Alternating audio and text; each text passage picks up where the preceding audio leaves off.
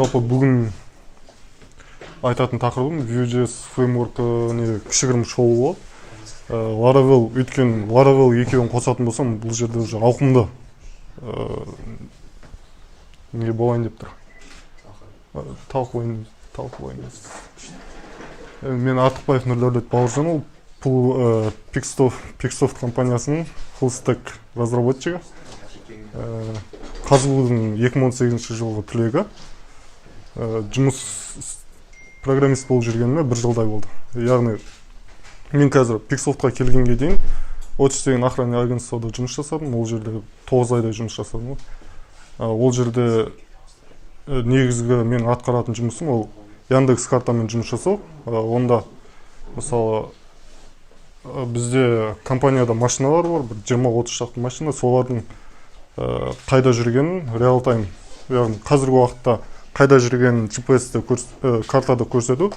Сонымен қатар 2 күн, 3 күн арасында жүрген, қаншалықты жүрген жолын, яғни не дейді, маршрутын көрсету болып табылатын.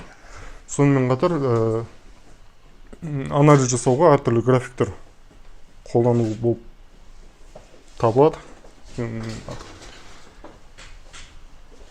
Жалпы фреймворк дегеніміз не? Фреймворк дегеніміз бұл қысқа сөзбен айтқанда бір библиотекалардың жиынтығы. Сонымен қатар өзінің белгілі бір стандарттары бар. Мысалы библиотекадан айырмашылығы, мысалы біз үй салатын кезде кірпіш, тағы да арматура бірдеңелерді қолданамыз. Ал бұлар бізде библиотека болып саналады.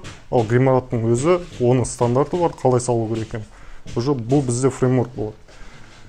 Біз сонымен қатар ол зданияда стеналарды өзгерте аламыз. Яғни фреймворктың ішінде де өзімізге кейбір жерлерін удобно қылып жаза аламыз. Жалпы USKZ сайты бізде қазір бұл E2 фреймворкінде жазылған. Бұны қазір стектерін өзгертіп Next.js және Laravel'ге көшіріп жатыр. Frontend Next.js'те, backend Laravel'де. Жалпы Vue.js-дің не дейді? Статистикасын қарайтын болсақ, ең негізгі қолданылатын, ең көбінесе статистиканы NPM Trends'тен көре аламыз, GitHub'тан, Stack Overflow'дан. Негізі NPM-нен қараған дұрыс, өйткені бұл жерде аптасына немесе айына қанша рет загрузка жасалғаны көрінеді. Бұл жерде Vue.js бізде React-тан кейін екінші орында, айына күнінде ма? 1,5 миллион адам скачать етеді. Одан кейін Angular. Бізде Next.js кімдер қолданады? Бізде Ozon, GitHub, Todoist, GitLab, осы компаниялар қолданады. Жалпы Next-тің тарих қайдан пайда болды десек, ол мысалы React Next.js деген фреймворкты 2016 жылы 25 қазанда көрсеткен болатын. И онда бізде уже бұл React-тың үстінен жазылған Next.js SSR-да поддержка жасайды. React-тың өзі SSR-да поддержка жасау қиындау.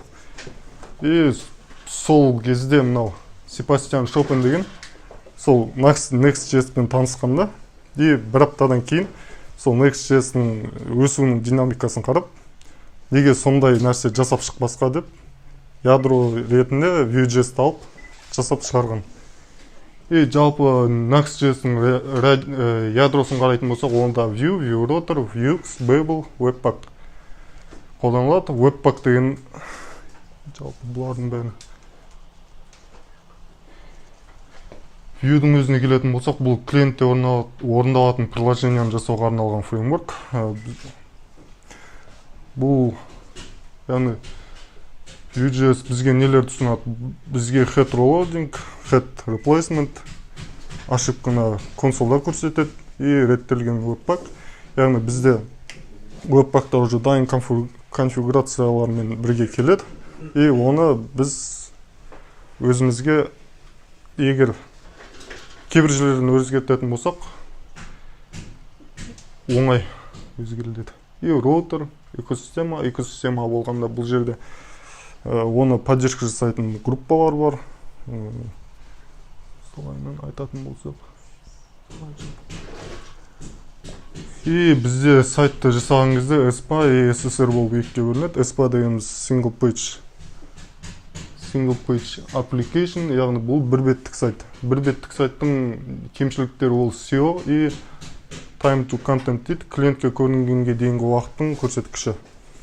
Бізде SEO-ға не үшін, кемшіліктердің бірі не үшін SEO дейтін болса, онда бізде мысалы SPA-да тек голый HTML ғана создать етіледі. И сосын бізде не бар ғой?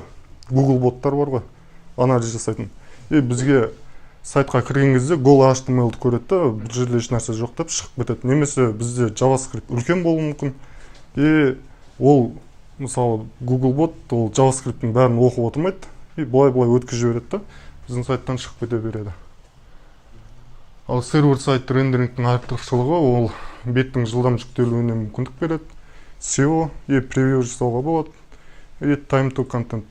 Яғни контенттің көріну уақыты тез болады.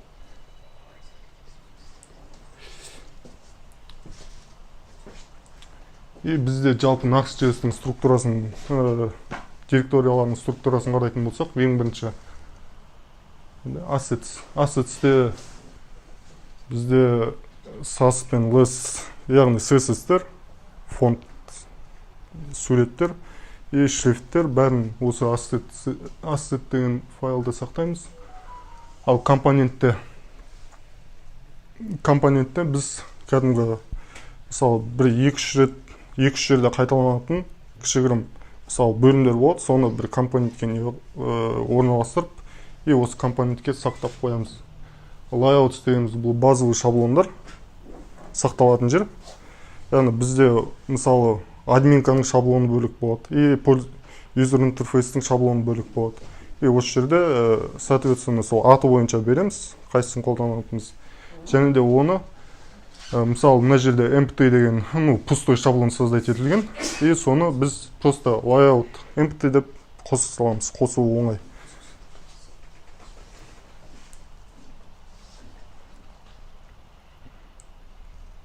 И одан кейінгі middleware деген папка. Middleware деген бұл бізде қандай промежуточное обеспечение дейді ғой. Яғни біз сайтқа дейінгі белгілі бір тексерістерді орындайтын JavaScript функция немесе тағы сондай нәрселерді жазамыз. Мысалы мына жерде кәдімгі егер user авторизованный болса, бізде кабинет дегенге redirect жасайтын функция жазылған. Условия жазылған. И оны біз оңай қоса аламыз. Middleware дейміз де, authenticated деп, мына папканың ішіндегі JavaScript файлда, мысалы, и мына файлдың атын жаза саламыз. Бұл жерде қосу жағы өте оңай. И бізде routes деген файл, папка. Routes, pages деген папка. Pages деген папкада бізде основном сол сайтқа жауап беретін файлдар сақталады. Бұл жерде, мысалы, Vue.js-те routerді кәдімгідей былай қолмен жазатын болсақ, бұл жерде уже бәр типа автоматизирован дейді ғой. Яғни қолдануға оңайда, бізге просто users деген бет керек болатын болса, users деген Vue-шқа создать ете саламыз, и все болды. Ол жерде компонент шақырудың керек жоқ, путті жазудың керек жоқ. И бізде, соответственно, динамический ссылкалар болады, мысалы, ID-лер постоянно өзгеріп отыратын. Оларды просто алдына нижний правило арқылы беріп, тура сол папканың ішіне сала саламыз. И бізде, соответственно, динамический route пайда болады. Сұрақ қойсам оны? Жаңа алдына сұрақ қойған ID деген ол не үшін көмектеседі ол бізге? Жаңа ID Vue деген тұр ғой, сол не үшін көмектеседі, не үшін олай тұр? Яғни бұл жерде бізде динамический ссылка, нижний правило деген ол жерде уже белгілі бір параметр бар деген сөз. Белгілі параметр болғанда бізде уже параметрдің аты ID болып тұр. Егер ID басқа, параметр басқа болса, нижний подчеркивание файл деп кете береді, параметр. И мысалы кәдімгідей мына Vue.js-те routes деген файл создать етеміз, оны Vue импорт жасап, app.js-те қосамыз. бәрі автоматтизирован. Vue.js. Бұл бізде store деген папкада сақталынады. Store деген. Vue.js. Vue.js деген жалпы бұл хранилище болып табылады. Ол жерде приложениенің состояниесі сақталады. Бұл жерде біз основной базовый переменаларды береміз, getter, setter жазамыз и actioner, действияларды жазамыз. Бұл не үшін қолданылады? Бізде мысалы корзина болуы мүмкін. И корзинаға бізде любой жерден доступ керек. Любой жерден доступ болу керек. И біз любой жерде корзинаны өзгерте алуымыз керек та. Мысалы, любой категориядан біз бір белгілі бір товарды қосқан кезде бізде хедерда да корзинаның количествосы көрініп тұрады, оны автомат өзгерту керек. И осы жерде бізде Vue.js көмектеседі. И бұл жерде бізде глобальный перемены создать етіледі. И оған белгілі бір переменді енгізу үшін мутация создать етіледі. Кейін біз действие создать етеміз, яғни сол перемен өзгерген кезде, мысалы, бізде белгілі бір переменді өзгертетін болса, онымен қандай да бір логический операциялар орындайтын болсақ, онда actionға жазамыз. Getter step уже біз сол данныйды state'тен аламыз. Ода сондай. И Nuxt.js config.js деген бізде файл бар, онда бізде базовый конфигурациялар орналастырылған. Бұны өзімізге қарай ыңғайлап өзгерте аламыз. Мысалы, meta дегеніміз SEO-да қолданылады. Онда бізде, мысалы, Nuxt config.js-те базовый head беріледі. Егер біз кейбір беттерде head көрсетпейтін болсақ, онда осы хедерді алады, осы хедді алады. И плагиндерді өзіміз импорт жасай аламыз. Модульдерді де соответственно қоса аламыз. И Nuxt.js-тің өмірлік циклы.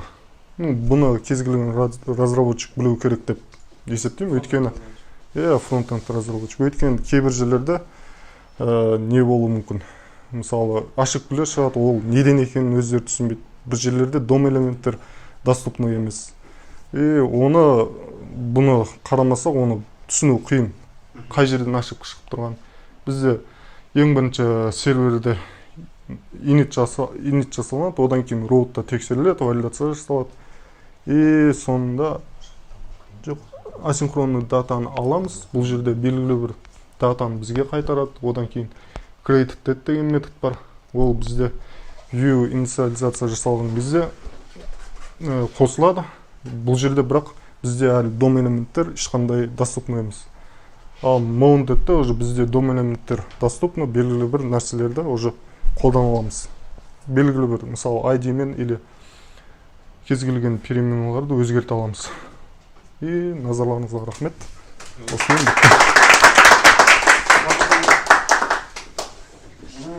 Мысалы, егер мен фронтенд разработчикпін, бірақ менде Vue.js-те жазылып қойған уже проект. Мен оған single page application жазылған.